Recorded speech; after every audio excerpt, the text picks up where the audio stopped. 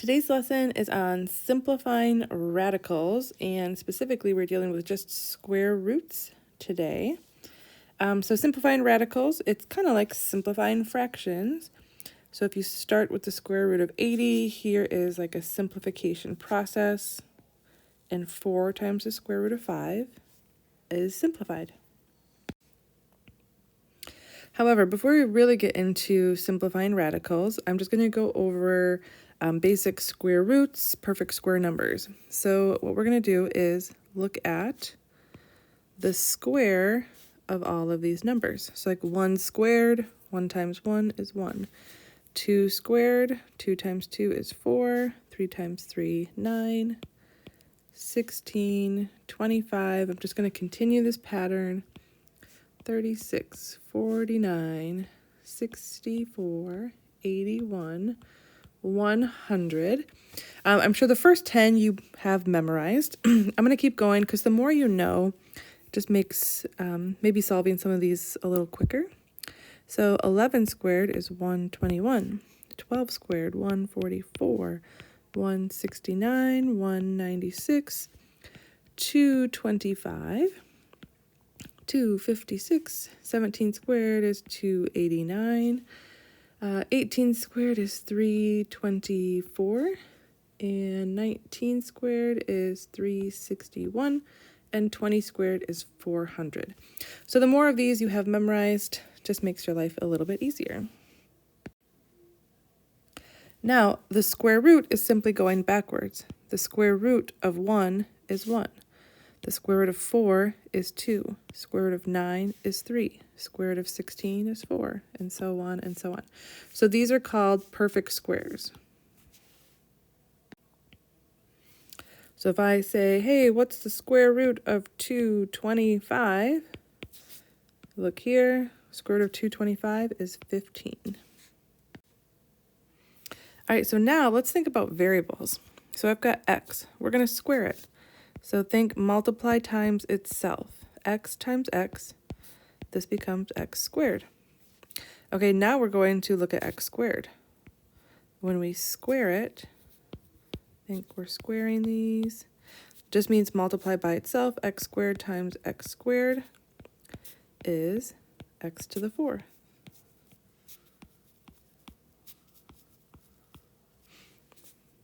X to the 3rd times x to the 3rd is x to the 6th. Or if you think about back to like power of a power, this is when we multiply exponents. So a quicker way is just x to the 8th, x to the 10th. So what do you notice? When you are squaring these variables with powers, their exponent, 2, 4, 6, 8, 10, they're always even numbers. So as long as the exponent is even, it's a perfect square. So if I said, hey, what's the square root of x to the 6th? If you look here, x to the 6th, if we go backwards, it would be x to the 3rd. Another way to think of this, square root is actually taking the square root is the same as raising it to the power of 1/2. And 6 times 1/2 is 3, x to the power of 3. So with exponents, we're really just cut in half when you take the square root. All right, so here are 4 examples. We're just taking square roots of perfect squares. So we're not into the simplifying process yet. We're just taking square roots. So the square root of 16, x to the power of 16. Now, we're multiplying here. So when you have the square root of 2 different things, you can separate them. The square root of 16 times the square root of x to the power of 16. Well, the square root of 16 is 4, but when you have exponents with variables, to take the square root, you cut in half. So this becomes x to the 8th. All right, the next example, a negative out in front, square root of 36x to the 10th. So the negative out in front, just think of that as a -1 times. If we break it apart, the square root of 36 and the square root of x to the 10th. Well, the square root of 36 is 6. And the square root of x to the 10th, cut the exponent in half, x to the 5th, and then just multiply. So negative 6x to the power of 5. Example number 3, plus or minus the square root of 225x to the 6th. The plus or minus, when it's out in front, just know that your final answer should include that plus or minus. So plus or minus the square root of 225 and the square root of x to the 6th. So plus or minus the square root of 225 is 15. And then x to the 6th, just cut that in half. So x to the 3rd. All right, last example where we have all perfect squares. So the square root of negative 64x to the 14th. Well, you might remember that you do not get a real solution when you take the square root of a negative number. So let's think about this. We're going to write this as the square root of negative 1 times the square root of 64 times the square root of x to the 14th. Well, if you remember, the square root of negative 1 is an imaginary number, I, and the square root of 64 is 8. So this could be 8i. And then the square root of x to the 14th, cut 14 in half, so it is x to the 7th.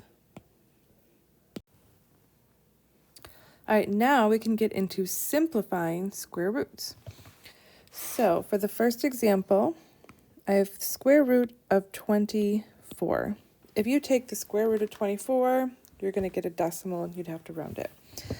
What we want to look for are perfect square factors of 24. So are there factors of 24 in which one of them is a perfect square? And yes, 4. So we can break this up. The square root of 4 times 6. 4 times 6 is 24, where one of them is a perfect square. And now we can break this up. So the square root of 4 times the square root of 6. Well, what is the square root of 4? The square root of 4 is 2, and then we have times the square root of 6. So that is our final answer, simplifying the square root of 24. All right, example 2, I have 3 times the square root of 50. So we want to break the square root of 50 up into factors, where one of the factors is a perfect square. And you always want the largest perfect square factor. In this case, it's just one of them, but just remembered that. So if you look here, 25 goes into 50 twice. So I could break this up into 3 times the square root. So 50 can be broken up into 25 times 2.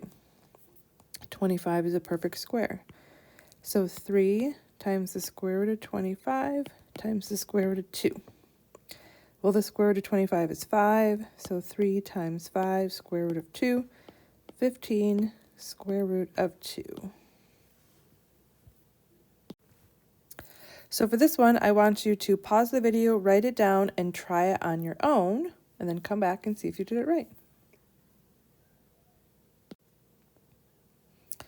You should hear all of the steps, and you should have ended up with negative 15 square root of 3. All right, we're not done yet because we now have to deal with variables and powers.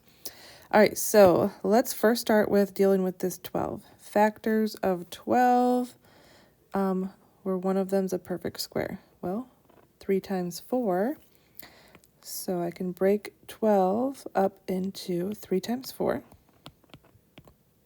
Okay, x to the 5th. Let's think about that.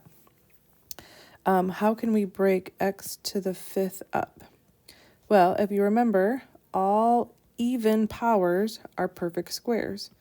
So if we just go one below x to the 4th times x to the 4th times x to the 1st is x to the 5th. So it's kind of a trick with anytime you have an odd exponent, all you have to do is go one less. So 1 less than 5, 4 times x. And if I break this all apart, square root of 3 times the square root of 4 times the square root of x to the 4th times the square root of x. So what I like to do is circle the perfect squares, and those will go out in front. And the ones that are not perfect, they're going to stay underneath the square root together. All right, so the square root of 4 is 2. The square root of x to the 4th is x squared. And then square root, both of the 3 and the x will stay under. Square root of 3x. And there it is, simplified. All right, next one, 6 times the square root of 32 times x to the 7th. So we want to break this 32 up, where 1 is a perfect square factor, break the x to the 7th up, where 1 is a perfect square factor. So let's think about factors of 32. All right, well, 4, because I can do 8 times 4, but is there a larger one? You always want the largest one. So here I've got 16. So I can do 6 times the square root of 16 times the square root of 2. And then we have an odd exponent, just go 1 less, square root of x to the 6th with an x left over. All right, so I like to circle my perfect squares and underline the things that will stay underneath the square root. So, all right, 6 times the square root of 16 is 4. The square root of x to the 6th is x to the 3rd. And then the square root of 2 and x stay under. And then I still have to multiply 6 times 4, 24, x to the 3rd times the square root of 2x. And that is simplified. All right, for this last example, let's, why don't you pause the video, write it down, try it on your own, and then come back.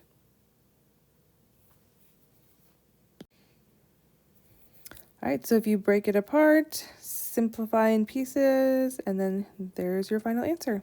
All right, there is the full lesson on simplifying radicals, dealing with just square roots. Good luck with the lesson.